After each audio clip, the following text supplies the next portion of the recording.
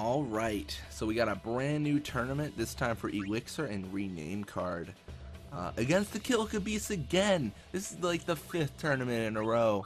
This is ridiculous. This is like, I am doomed to face them forever. My gosh. This is ridiculous. I quit everything. No.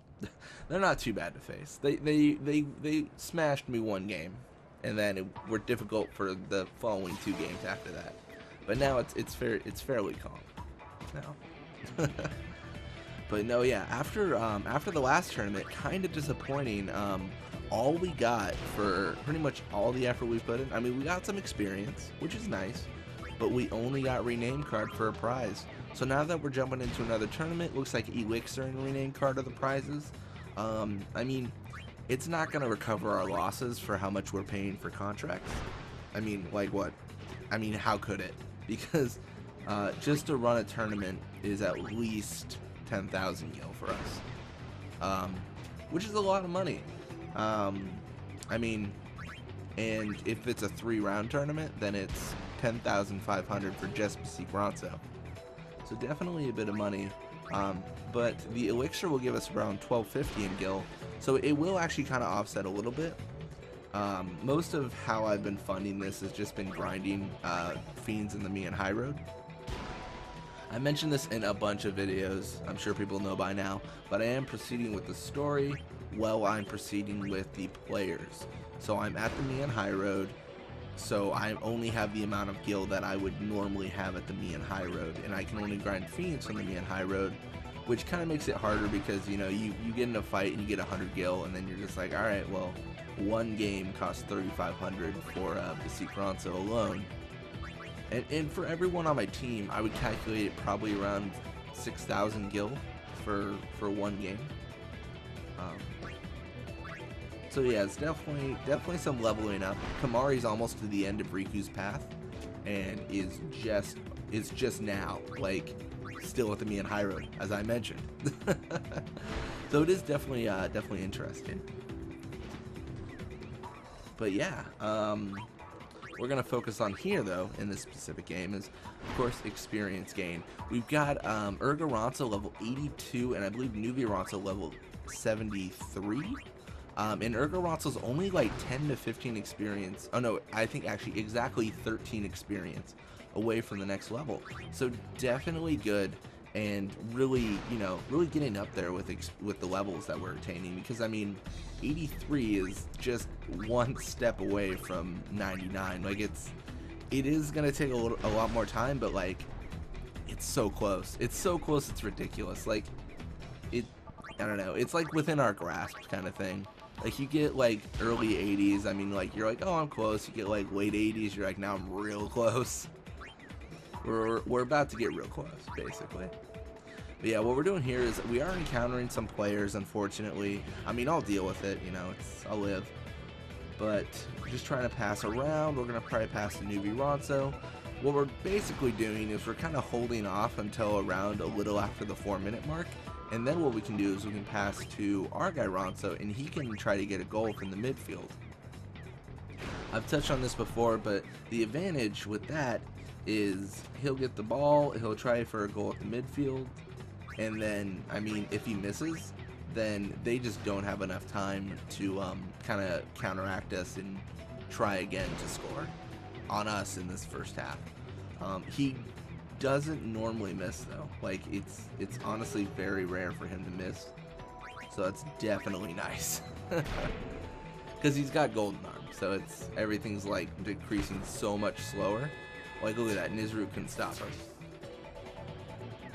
And with 33 seconds left, it does give them an opportunity to score, but it's not a lot of time.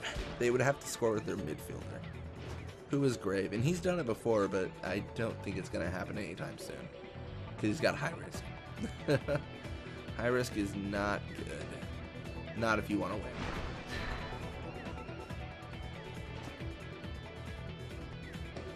Perfect. Oh, I'm going to have to get encountered, aren't I? How lame is that? But that's it. So that's 1-0 for the first half. Like, already done. That was a very quick half. and I believe a level up for, yeah, Ronso and Ronso. So Ronso gets more shoot, endurance, attack, and Ronso, again, more of the core stuff we like. More endurance, pass, attack. I mean, it's just, I don't know, Ronso is a very solid player. Like, very solid. I don't know. I think someone had mentioned before about being on the perfect Blitzball team. I'm not sure. I think someone might have. I mean, the stats are definitely good. The issue, of course, becomes speed, but then you'd have to really test it out to see if it affects a lot. Alright, so it looks like we're not quite lucky in starting with the ball, but Grave will run through the middle, and actually does not have high risk on, so a much lower chance of us taking the ball away. The pass is definitely going to go over my player, and too eager, which could be bad. It really depends on if Ronso encounters. If Ronso encounters, then Eager's not in a good position. Looks like he's going for the no encounter situation. But then he passes it to Biggs. That's so bad. See, those are the kind of situations that you just can't help. If Eager had gone for the goal there, then I probably would have lost. I can't imagine I would have won. Or sorry, not lost, but I would have been scored on. I can't imagine I would have been able to block it like that. That would have been really a miracle if I could block that. And that is where the speed comes into play, where it's a little bit harder to justify Ronso as a decent defender in a normal team. But it really depends on what you can live with.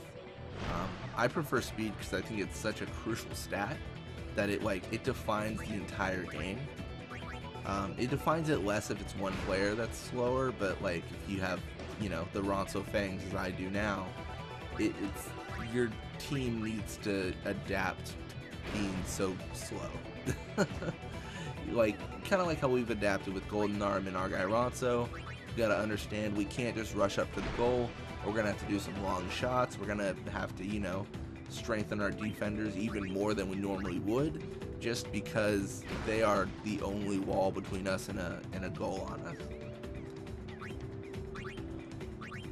All right. So all in all, they're kind of crowding my defensive area.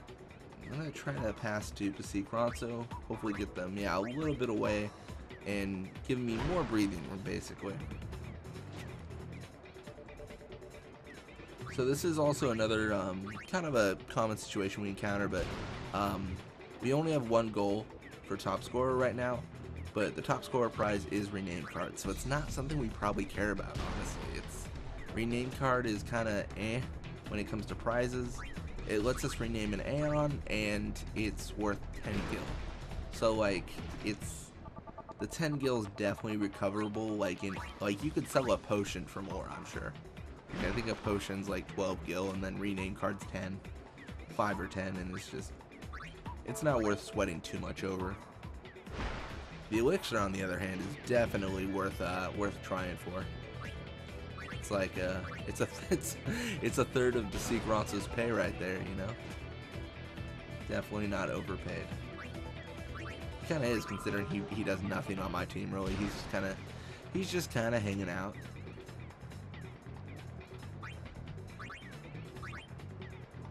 Yeah, I kind of feel like the pay should be switched. I feel like our guy Ronso is a much stronger player than Ronso, so I think he deserves the 3,500 gil.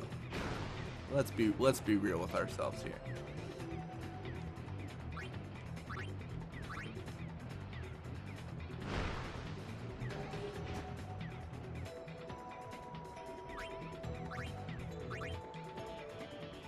It is already midnight, and I have to be up in 6 or 7 hours. It has definitely been a long day. Alright, but all in all, going back to talking about actual Blitzball. Able to finish up this match pretty decisively. I mean, we didn't get scored on. There was some close calls. But all in all, 1-0 isn't bad when top scorer is rename card and you get a lot of experience. And another level up from newbie Ronso. That's very good. And he got more endurance, pass, and HP, so level 74. I'm pretty happy with it. Anyways, Dean being replaced by Kulkin on the Kilika Beasts, and that's pretty much the only change. Anyways, thank you guys so much for watching. I hope you enjoyed it, and I will see you guys next time.